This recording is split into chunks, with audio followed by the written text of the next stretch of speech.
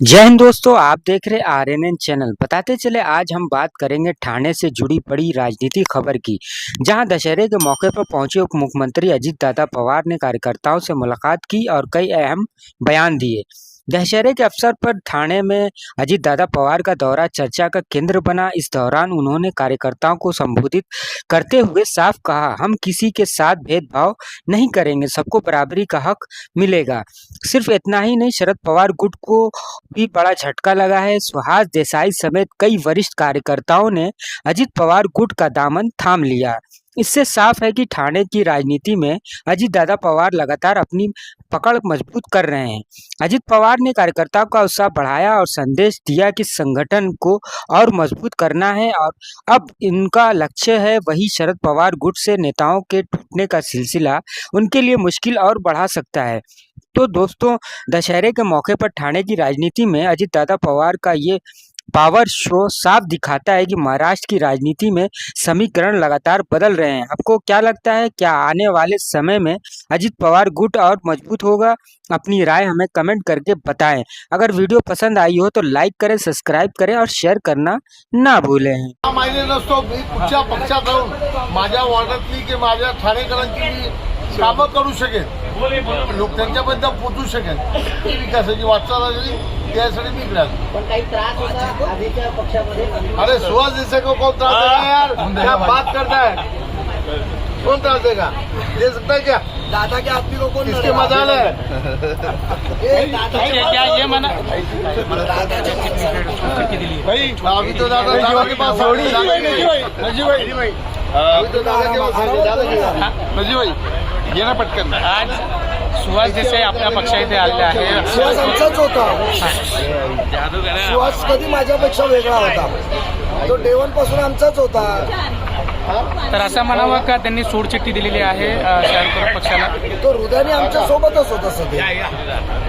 आणि सुहास एक कार्यकर्ता आणि आमचा आवडता कार्यकर्ता आहे आणि दादाचा लाडका माणूस आहे जुना. तटकरे साहेबांचा 97 पासून कार्यकर्ता आहे. जोर का झटका धीरे से लोकांचा नहीं, जोर का झटका धीरे से नहीं लगे, अभी ऐसे बहुत झटके बाकी है. तर असं म्हणावं की पक्ष पुरवच होणार आहे. उद्यापासून आवडसत बसतील, नजीब मुलाला आतमध्ये टाका, परत झटका लागेल त्यांना. परत एक मुंबरात झटका लागणार आहे. कळवायचं एक आहे.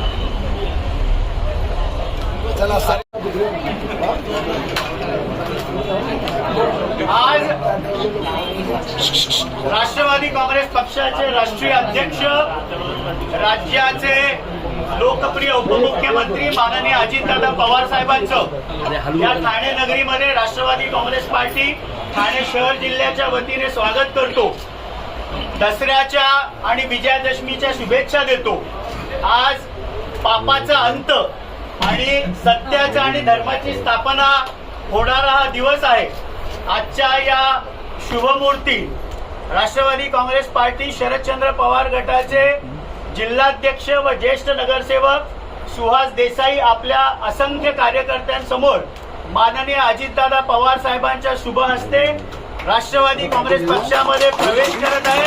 मी मुख्य प्रवक्ता आणि जिल्हाध्यक्ष नजीब मुल्ला त्यांचं व त्यांच्या सर्व सहकार्यांचे मनापासून राष्ट्रवादी काँग्रेस पक्षामध्ये स्वागत करतो आणि माननीय अजितदादा पवार साहेबांच्या नेतृत्वावर विश्वास ठेवून महाराष्ट्रामध्ये होत असलेला विकास, महायुती सरकार म्हणून होत असलेले निर्णय, या सगळ्यावर विश्वास ठेवून सुहास देसाई आमचे जुने सहकारी होते, काही वेळ तिथे थांबले होते, पण आज विजयादशमी आणि दसऱ्याच्या निमित्ताने माननीय अजितदादा पवार साहेबांच्या शुभ हस्ते त्यांचा प्रवेश होतोय.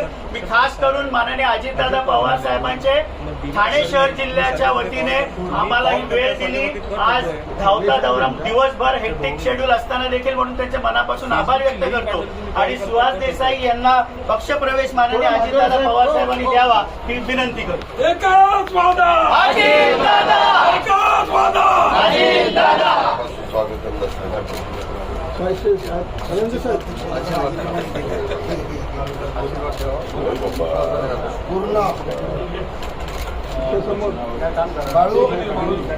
त्यांच्याबरोबर आलेले श्री संतोष नागले, सचिन शिंदे, दिलीप देसले, रविराज वैद्य, सतीश शेट्टी, अजित आरोटे, अमित आरोटे, गौरव देसाई,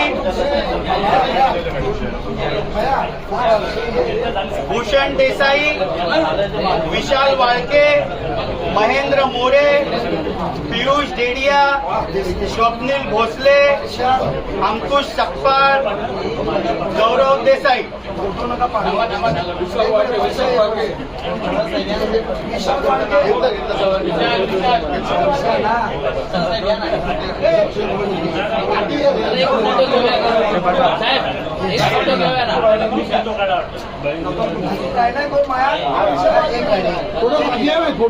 सर्वांचे बाकीचे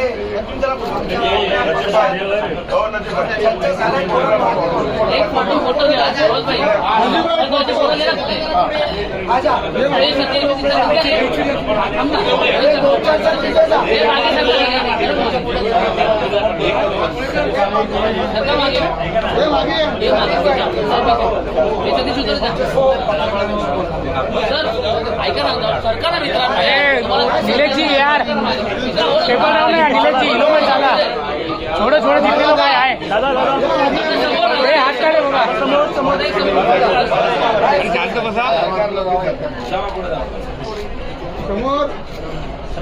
समोर चला बस एकच वादा